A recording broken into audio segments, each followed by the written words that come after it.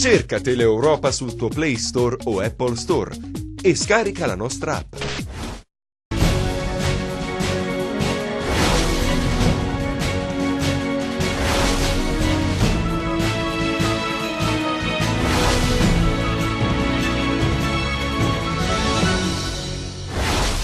La DDA ha chiesto il rinvio a giudizio per gli indagati nella maxi inchiesta Johnny. In 108 finiranno davanti al GUP di Catanzaro. L'operazione scattata nel maggio del 2017 ha rivelato le infiltrazioni dell''ndrangheta nella gestione dei migranti nel CARA di Isola Caporizzuto.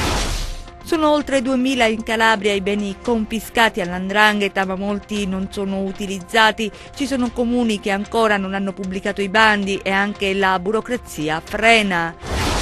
Una siringa con vistose tracce di sangue è stata trovata in un distributore di sigarette a Cosenza. L'intervento del nucleo decoro urbano della polizia municipale, le immagini delle telecamere al vaglio della procura. La neodeputata Wanda Ferro rimarrà in Consiglio regionale fino a quando sarà possibile. Chiederò al governatore di onorare gli impegni assunti con i calabresi, a cominciare dalla triste vicenda degli LSU-LPU. Il sindaco di Bovalino in conferenza stampa si difende e attacca. Sulla discarica l'amministrazione non è rimasta a guardare, risorse già stanziate. Un solo punto per le 4 squadre calabresi di Serie C, lo strappa il Cosenza in 10 uomini a Bisceglie, battute Catanzaro e Regina in casa, il rende in Campania. Ben ritrovati per questa nuova edizione del TG10, la cronaca in apertura. Bene, la direzione distrettuale antimafia ha chiesto il processo per i 108 indagati nella maxi operazione Johnny. Lo ricorderete, l'operazione è scattata nel maggio del 2017 e ha rivelato le infiltrazioni dell''ndrangheta sulla gestione del centro del CARA di Isola Caporizzuto. I particolari nel nostro servizio. La direzione distrettuale antimafia di Catanzaro ha depositato la richiesta di rinvio a giudizio per gli indagati nella maxi inchiesta Johnny, che svelò le infiltrazioni dei clan crotonesi dell''ndrangheta nella gestione del centro d'accoglienza richiedenti asilo, il CARA di Isola Caporizzuto. Siamo in provincia di Crotone. Sono 108 le persone che finiranno davanti al giudice per le udienze preliminari distrettuale di Catanzaro. Tra loro anche l'ex governatore della Misericordia di Isola Caporizzuto e della Confraternita Interregionale della Calabria e Basilicata, Leonardo Sacco, e il parroco del paese del Crotonese, Don Edoardo Scordio. Durante l'udienza preliminare gli indagati dovranno rispondere a vario titolo di associazione di tipo mafioso, estorsione, porto e detenzione illegale di armi, intestazione fittizia di beni, malversazione ai danni dello Stato, truffa aggravata, frode in pubbliche forniture e altri reati di natura fiscale, tutti aggravati dalla modalità mafiosa. Secondo l'accusa, il CARA di Isola era diventato il bancomat della Coscarena. Sono oltre 2000 i beni confiscati all''ndrangheta, un patrimonio immenso sottratto alle cosche che però in parte non è utilizzato. Molti comuni non hanno ancora pubblicato i bandi, ma anche la burocrazia frena. Spesso infatti trascorre troppo tempo tra la confisca e l'assegnazione. Vediamo. In Calabria sono 2.265 beni confiscati all''ndrangheta. Si tratta di immobili, terreni, società, un enorme patrimonio accumulato illecitamente dalle cosche e restituito adesso alla collettività. Ma ad oggi in Calabria qual è la situazione dei beni confiscati? La situazione è variegata, così come un po' la Calabria, perché rispetto ad alcuni comuni che sono virtuosi ce ne sono altri che lo sono un po' meno. Mi riferisco per esempio ai comuni virtuosi come Reggio Calabria e molti altri che già da tempo hanno previsto una sorta di regolamento anche interno, no?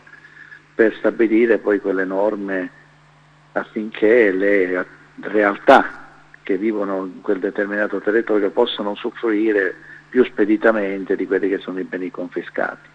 Ci sono altri comuni che purtroppo fanno fatica non solo a un regolamento interno, ma addirittura anche a pubblicare il bando dei beni confiscati nell'ambito territoriale comunale.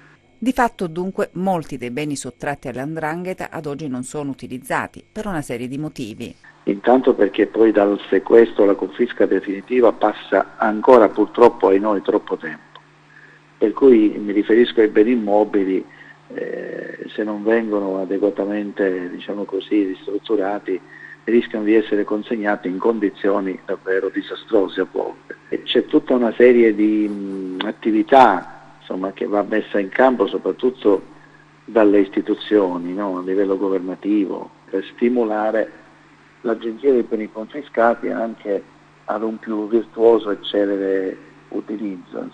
Quindi come si vede, la burocrazia in Italia anche in questo campo purtroppo la fa la padrona. Per un pieno utilizzo dei beni confiscati dunque c'è ancora molto lavoro da fare. È chiaro che su questo dobbiamo stimolare ancora di più le amministrazioni locali, che fanno fatica in questo ambito anche per la scarsità delle risorse, questo va tenuto in debita considerazione. E a volte anche purtroppo perché c'è scarsa sensibilità e attenzione a questa realtà.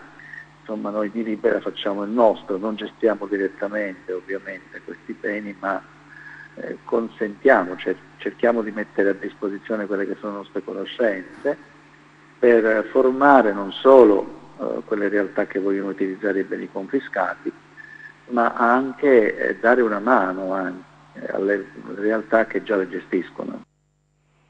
A Cosenza adesso, perché c'è allarme per una siringa con vistose tracce di sangue trovata in un distributore di sigarette proprio nella città dei Bruzzi. L'intervento del nucleo decoro urbano della Polizia Municipale. Vediamo.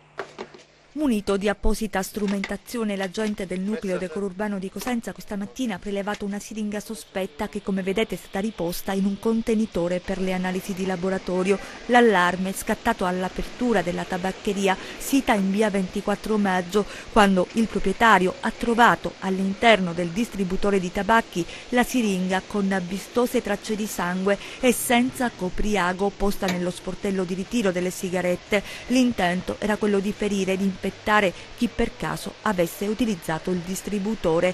Gli atti su quanto accaduto sono stati trasmessi al tribunale ed è stato informato il sostituto procuratore Antonio Tridico. Nel corso dell'intervento gli agenti del nucleo decoro urbano hanno notato la presenza di telecamere, le cui immagini sono al vaglio degli inquirenti. Chi ha lasciato la siringa potrebbe avere le ore contate. Le ipotesi di reato vanno dalla minaccia della salute pubblica a quella dell'incolumità della collettività finalizzato a commettere delitto.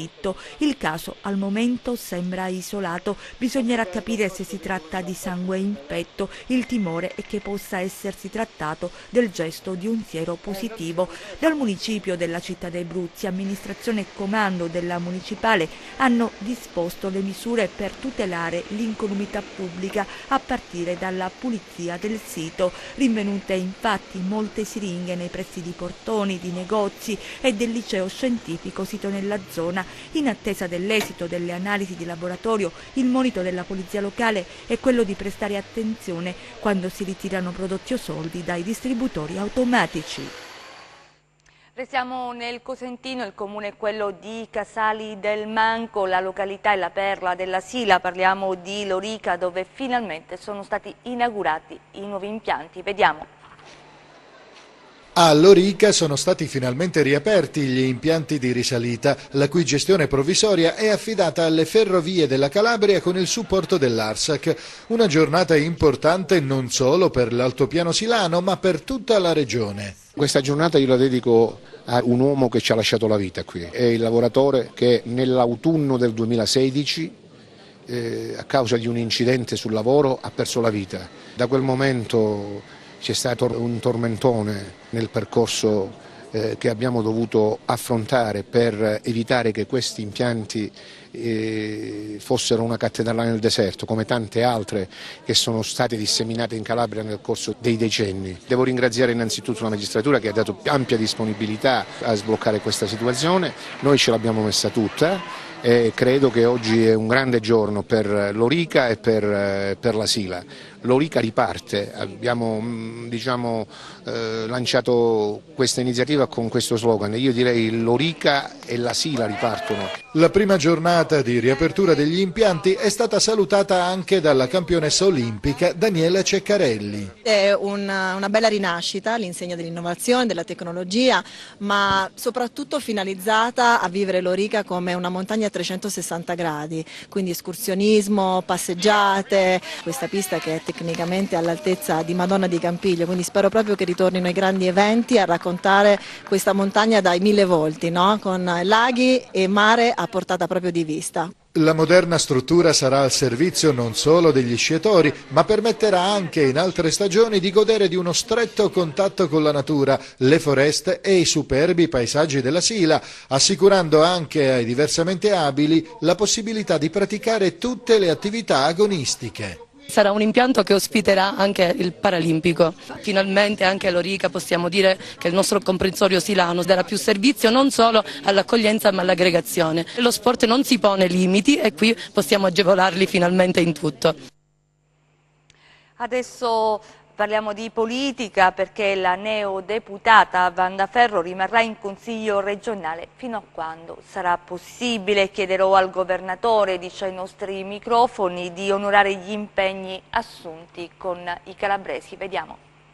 Non andrà a Roma, almeno non subito. Wanda Ferro, eletta alla Camera con Fratelli d'Italia nel collegio uninominale di Vibo Valentia, è stata la stessa neodeputata ad annunciare la sua volontà di restare in Consiglio regionale. È una scelta ovviamente fino a quando la legge lo consentirà, rispetto intanto ai tanti impegni presi in questa campagna elettorale dal governatore Oliverio e dai tanti uomini del suo governo, rispetto a degli impegni che dovranno essere onorati, per i quali voglio vigilare, e soprattutto anche rispetto alle risposte da dare non soltanto al collegio dove sono stata candidata, ma alla Calabria tutta. Penso alla legge sulla caccia piuttosto che alla legge 24, agli LPU, agli LSO, a tutti quei temi che sono stati ovviamente impegni assunti in campagna elettorale e che dovranno essere sicuramente onorati. A questo ovviamente si aggiunge anche la volontà di percorrere anche quelle tappe che hanno visto delle leggi che rimangono ancora nei cassetti, a partire dalla preferenza di genere per le prossime regionali scritta dalla collega Scurco, ma alla quale abbiamo collaborato anche con la Commissione Pari Opportunità,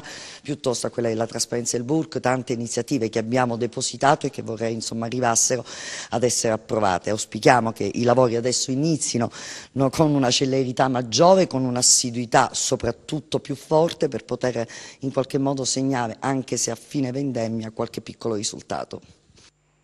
E a Vibo la gente si mobilita per il cimitero cittadino, promossa la raccolta di firme per l'accesso quotidiano. Vediamo.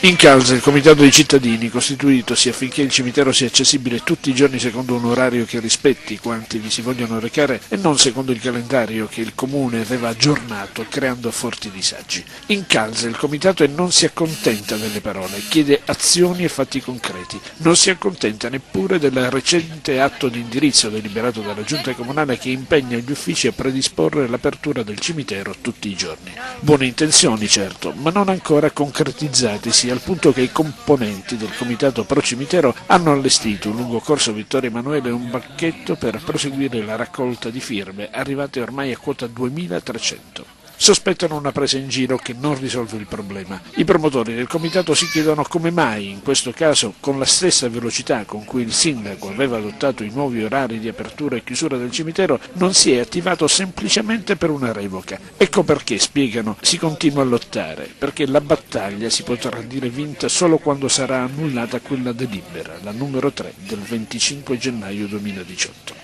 Ed allora rimane ancora lo stesso quesito: quando i cittadini di Vibo Valentia potranno recarsi tutti i giorni a pregare sulla tomba dei propri cari defunti? I dubbi e le perplessità sono stati condivisi dai più, al punto che al banchetto allestito sul corso della città decine di cittadini si sono fermati ed hanno firmato per la riapertura tutti i giorni del Camposanto, ma anche contro il degrado che da troppo tempo investe la città, ormai ridotto a triste capoluogo di provincia.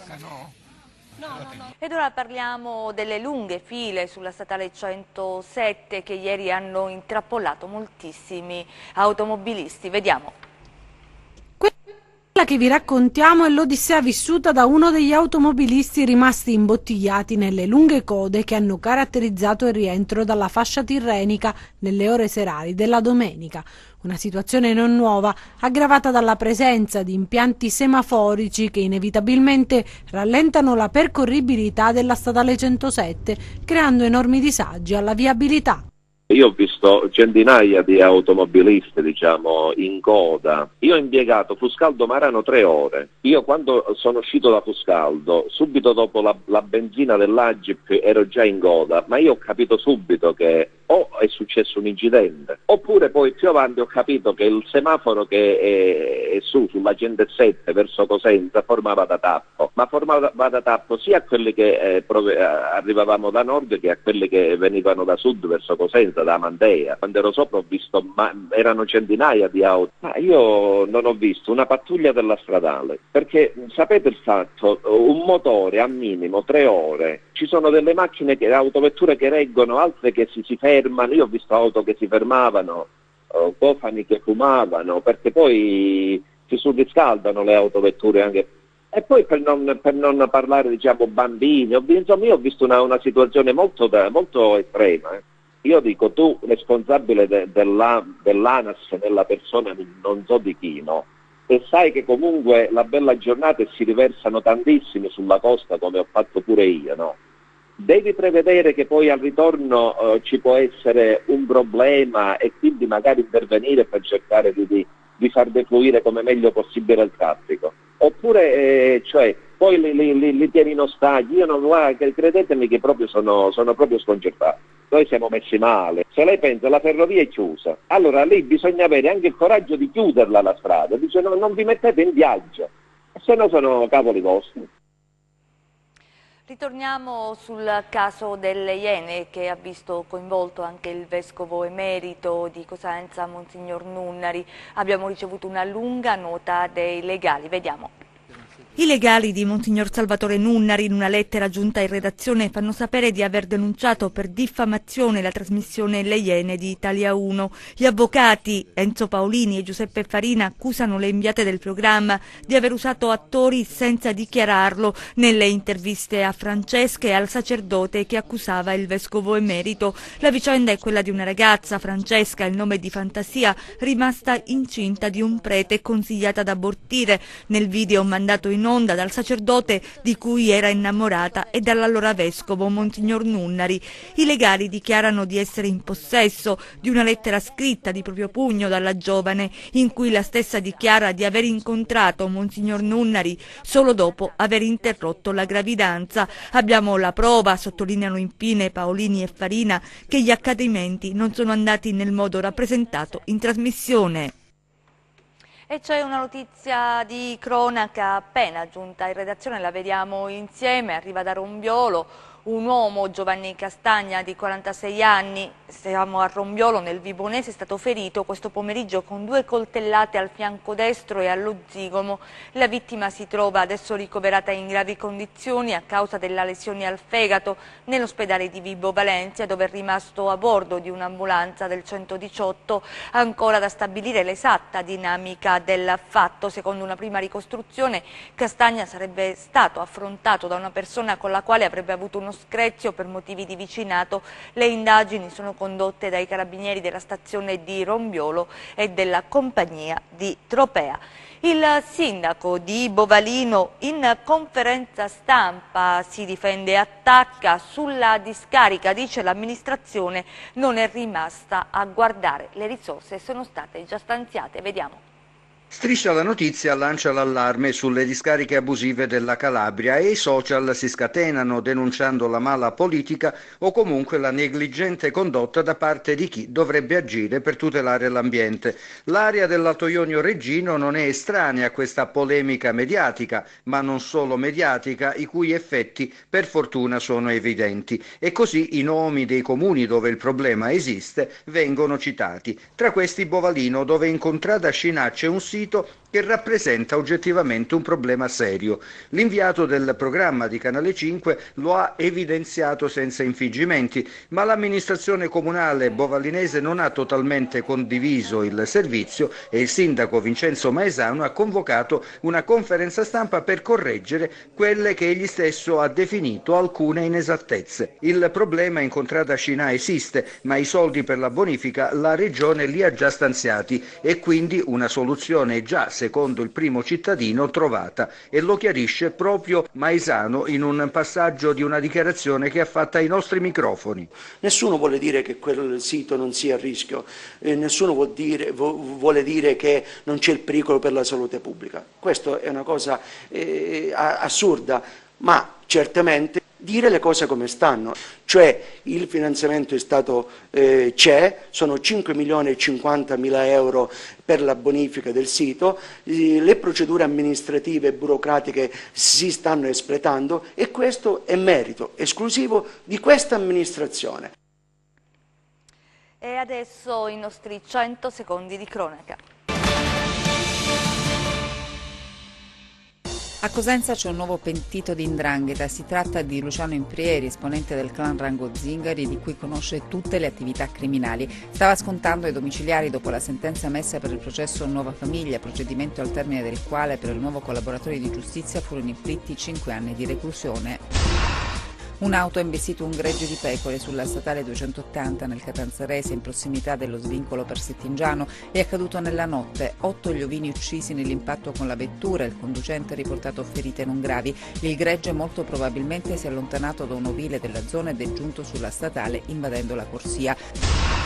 Incidente sul lavoro a Falerna, nei pressi dello svincolo autostradale della A2. L'uomo, secondo i primi accertamenti, stava lavorando per un'impresa che si occupa di impianti elettrici quando è caduto da un'impalcatura, precipitando a terra dopo un volo di oltre 5 metri. Sul posto è intervenuto l'eli soccorso che ha trasportato l'operaio in ospedale. L'uomo ha riportato gravi fratture ad entrambe le gambe, ma non sarebbe in pericolo di vita. Sorpresi mentre prelevavano da un distributore circa 4.000 litri di carburante tra benzina e gasolio. 4 giovani tra i 21 e i 29 anni sono stati arrestati a posti domiciliari dei carabinieri a San Calogero con l'accusa di furto. Nelle loro auto rinvenute taniche di carburante per un totale di 500 litri. Contattato il titolare dell'impianto, i carabinieri hanno scoperto che per un malfunzionamento del sistema erano stati sottratti senza essere pagati 4.000 litri di carburante. Locali frequentati da pregiudicati. Il questore di Catanzaro ha adottato 2 provvedimenti di chiusura temporanea della durata di 15 giorni di 2 bar della città. I provvedimenti sono stati adottati a seguito delle attività di controllo svolte dalla squadra volante. Sostenere la ricerca contro il cancro, l'obiettivo della Fondazione Lilli Funaro, che ha assegnato 4 borse di studio a giovani ricercatori calabresi nell'ambito del tradizionale congresso medico in cui si è fatto il punto sulle nuove terapie. Vediamo. Combattere il cancro sostenendo concretamente il lavoro di giovani ricercatori calabresi è la mission della Fondazione Lilli Funaro, che quest'anno per il tradizionale congresso scientifico ha assegnato 4 borse di studio per un totale di 10.500 euro. Nel ridotto del Teatro Rendano a Cosenza la partecipazione è massiccia, ci sono soprattutto medici e famiglie di malati per i quali la Fondazione Lilli è divenuta punto di riferimento. Ospite d'onore il professore Eugenio Santoro, chirurgo noto per aver realizzato il primo trapianto epatico in Italia in un paziente sieropositivo. Il professore, la cui famiglia era originaria della Calabria, ha anche ricevuto la medaglia d'oro per la sanità pubblica, e lui a fare il punto sulla fuga dei cervelli. La fuga di energia è quella che ha impoverito la Calabria. Questo premio si inserisce a stimolare questa qualità culturale attraverso la promozione della ricerca, attraverso il riconoscimento a ragazzi particolarmente meritevoli, spronarli a proseguire su questa strada della qualità culturale e conseguentemente fare complessivamente salire il tasso tecnico della Calabria. Nella 2 giorni di congresso il confronto su studi e terapie innovative. Importante fare il punto su quelle che sono le nuove tecniche per affrontare i tumori e fare in modo che possa essere quanto più possibile informata la popolazione sulle nuove medicine, sulle nuove tecnologie e dare, se possibile, anche un sollievo e una speranza nelle persone che soffrono, e lo facciamo anche attraverso l'assegnazione delle borse di studio per stimolare la ricerca e fare in modo che possa continuare ad essere sostenuta in maniera concreta la ricerca nel nostro territorio. Come ogni lunedì la nostra ampia pagina sportiva. Un solo punto e questa volta non ci sono stati derby. Ha rischiato di essere una domenica nera per le squadre calabresi di Serie C, se non fosse stato per il Cosenza che ha resistito in 10 contro 11 al Ventura di Bisceglie.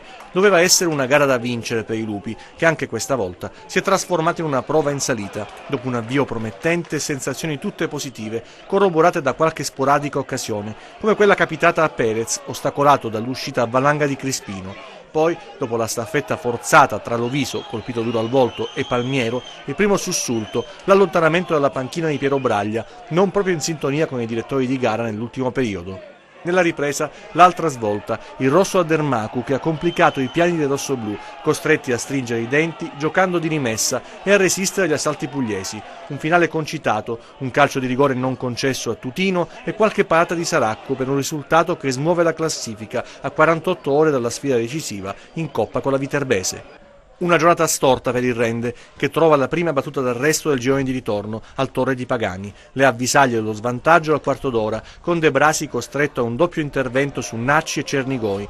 Poi, sul fine del primo tempo, il lancio di Scarpa per Cuppone, bravo a tagliare in aria liberandosi di Panbianchi e a battere l'estremo difensore biancorosso. Nella ripresa il raddoppio ai padroni di casa su calcio di rigore concesso per la collisione tra De Brasi e Ngambà, dal dischetto infallibile dello specialista Scarpa, bravo anche più tardi a trasformare un calcio di punizione a 25 metri nel gol del 3-0, pesante e passivo per i biancorossi. La prima di Pancaro in giallorosso non si è tradotta nel risultato sperato per il Catanzaro, eppure i padroni di casa avevano cominciato bene, mettendo in difficoltà il Trapani. Infantino, Nicoletti e Puntoriere hanno avuto sui piedi le occasioni del vantaggio, sprecate. Poi è salita in cattedra la squadra ospite, che in pochi minuti ha collezionato palle gol, fino a quella giusta, sfruttata da Polidori per il vantaggio. Nella ripresa il calcio di rigore concesso ai padroni di casa e contestato dai siciliani ha permesso a Infantino di riequilibrare il match, fino all'invenzione di Felice Vacuo, capace di costruirsi dal nulla il gol vittoria con un'azione personale, prima di finire negli spogliatoi per il rosso sventolato dal direttore di gara.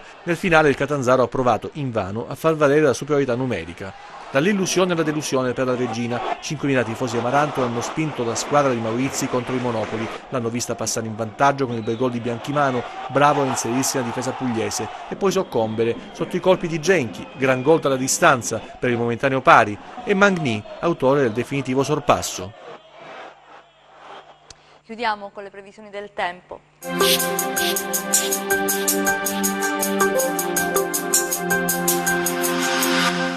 Correnti umide di origine atlantica scorrono sul Mediterraneo, apportando tempo instabile con piogge sparse. Oggi, dal pomeriggio, peggioramento del tempo a partire dall'Alto Tirreno, in estensione sulle restanti aree tirreniche e zone interne. Poco nuvoloso invece sulle coste ioniche. Domani piogge sparse su zone tirreniche ed interne, nevischio sulle vette di Pollino e Sila. Tempo migliore invece sulle zone ioniche, temperature in lieve calo. Vediamo ora le mappe di mari e venti. Oggi molto mosso il Tirreno, poco mosso o mosso lo Ionio. Venti deboli o moderati da quadranti occidentali. Domani Tirreno ancora molto mosso, Ionio poco mosso. Venti da ponente moderati.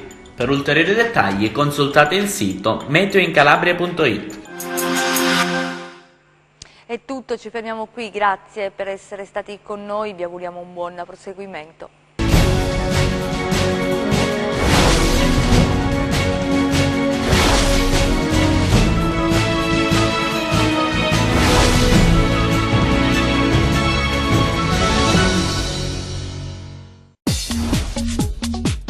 Cerca Teleeuropa sul tuo Play Store o Apple Store e scarica la nostra app.